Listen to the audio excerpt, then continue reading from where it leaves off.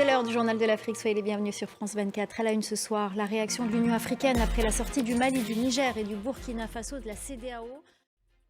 L'Union africaine a réagi au retrait du Mali, du Niger et du Burkina Faso de la CEDEAO. Le président de la commission de l'UA, Moussa Faki, a exprimé, je cite, ses profonds regrets après cette annonce.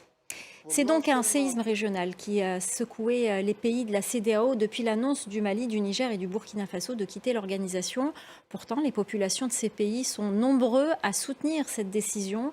Au Niger, cela fait 6 mois que la CEDEAO impose des sanctions comme la fermeture des frontières avec plusieurs États voisins. Parmi les conséquences, la pénurie de médicaments. Reportage. La visite du procureur de la Cour pénale internationale au Tchad, Karim Khan, était sur le terrain à la frontière avec le Soudan où il a rencontré des réfugiés du Darfour.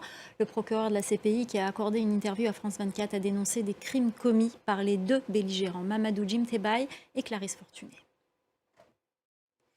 Direction la Centrafrique, le pays possède plusieurs millions d'hectares de pâturage, des zones indispensables pour la survie du bétail dans la sous-région. Mais la transhumance transfrontalière qui se déroule chaque année pendant la saison sèche entre le Cameroun, le Tchad et la Centrafrique est à l'origine de nombreux conflits entre éleveurs et agriculteurs. Reportage de Rolf-Steve Domialeux et Mélino Bandio. Ce verdict de la justice zimbabwéenne, elle a condamné ce mardi Job Sikala. On en vient au résultat des derniers matchs des huitièmes de finale de la Coupe d'Afrique des Nations. Le Mali a battu le Burkina Faso 2-1.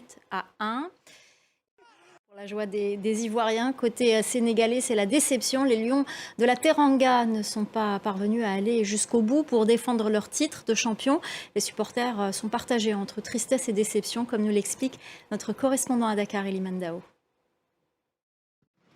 Et avant de se quitter, on vous parle d'une web-série togolaise qui fait vibrer les réseaux sociaux. Ça s'appelle Aoé et ça suscite un engouement sans précédent. Cette web-série en langue locale raconte l'histoire d'Eli, un jeune Togolais vivant à Paris qui revient sur sa terre natale après une décennie d'absence pour l'enterrement de sa mère. Reportage d'Emmanuel Sodji et Raphaël Ntali. Voilà, et puis pour tous les résultats, ne ratez pas le journal des sports présenté par Benoît Perrochet. Il sera accompagné de François Pinet. Et puis également sur notre site internet france24.com. C'est la fin du journal de l'Afrique. Merci aux équipes en régie. Merci à notre chef d'édition Sarah Boubakri. Merci à nos correspondants et merci à vous pour votre fidélité. Restez avec nous, l'info continue sur France 24.